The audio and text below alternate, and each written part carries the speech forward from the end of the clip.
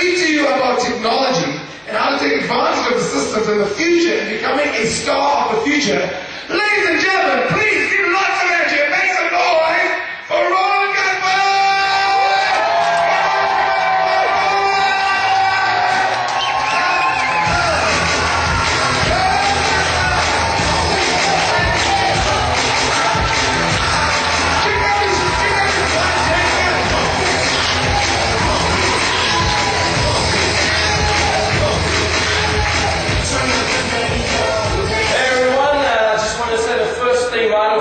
I want to defend white people and their dancing. I feel we are very misunderstood.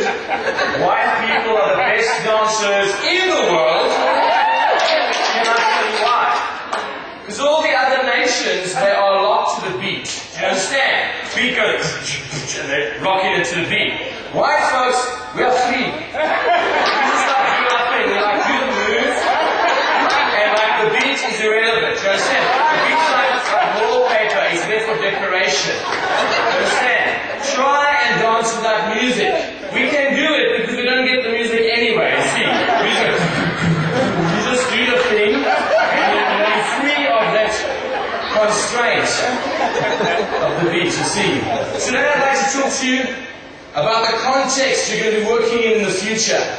You've spoken about becoming a star in yourself, how you speak, how you communicate. You've spoken about becoming a star in your brand. Let's talk about the future. So we're going to do a little bit of a look ahead into the future today.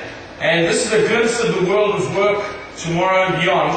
And what this is based on is a project called Office of the Future 2020.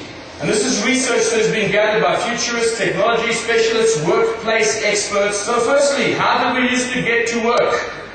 We used to get to work, by foot. And the thing about this, does anyone here have a car, but it's not the car that you dreamed of? You've got that car. Well, anytime someone looks at your car and they say, then you say to them, hey, a second class ride is better than a first class walk. Okay, so then we got to horsepower, and then we got to the bicycle, and eventually steam power. Then we drove to work. That's where we're at right now. In the future, you will work from home by means of your computer. So that's how the future is going. That's where the office is going. Now let's look ahead. Future business is going to need what? Core teams that work from diverse locations. Staff with good technical skills, good interpersonal skills. So if you're already good at interpersonal, shape up your technical skills. It can produce opportunities. Also adaptability to change. You're going to be adaptable. And then innovation, doing things in a new way. Now I know sometimes it doesn't get recognized. You know what happens when you have a great idea in your office, eh?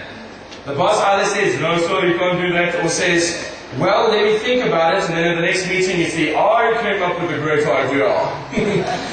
In the future though, with technology, we will be able to track who came up with that idea. It will be on the system. Learn your IT. But anyway, these new ideas, new ways of doing things, and then efficiency, obviously, technical skills will be paramount. Now let's look. How is business evolving? Let's have a look at how business is evolving. First of all, technologically, business is evolving at a breakneck speed. Everything nowadays is wireless. You know the story about the guy who takes his son fishing? They stand there, they throw some bait in the water. He says to his dad, Dad, where's the fishing rod? He says, no, today we're fishing wireless. So everything's going wireless. There's increasing wireless technology. Why is that? So that you can work from any location. Alright, so that's part of the reason for it. What are the emerging technologies? Wi-Fi. Has anyone heard of Wi-Fi? 6 months ago, very few people had. In fact, 6 months ago, the first Wi-Fi networks were being installed. Now just about every cell phone provider can give you a Wi-Fi system for your office. Your office in the future could look like this. Just have a couple of devices that are Wi-Fi connected. Or it could look like this. You could have your handheld device, which nowadays is the phone and the GPS, Robin, and all sorts of things that you could put together in one device, and you could just plug it in and type on it at the office. Or it could look like this. You could have a Bluetooth personal area network. It's quite interesting because there was a LAN and a WAN, and one of these days you're going to have a PAN. See? So if you're working from home, you must just make sure you're using the right pan at the time. When husband comes home late, don't use this pan, use the other pan. Ding! You know that's right. No, I'm just kidding. So, your office could even look like this. How about that? I mean, I can relate to this idea. But before you get too excited, the downside is, when they questioned executives, and they said to them, how much time do you think, how much more will employees be expected to stay connected while on vacation?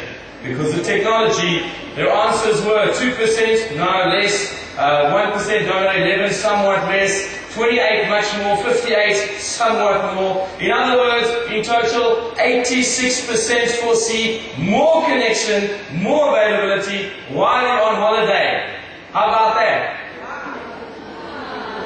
Yeah, someone was just sleeping and goes, yeah, oh, what did you ask you? In other words, there's a downside. It's good to be connected, but you know this thing of before, you could go shopping in peace. How many phone calls do you get on the average shopping trip? And so there's this invasive nature that's going to have to be managed. And that's going to take some emotional intelligence on your behalf. We're going to have to draw boundaries using our emotional intelligence because of the upsurge in technology. So it's actually, there's this debate about the dehumanizing effect of technology. We're going to have to get humanized. We're going to have to get good at saying no. In South Africa, we've got a cultural problem. We don't say no.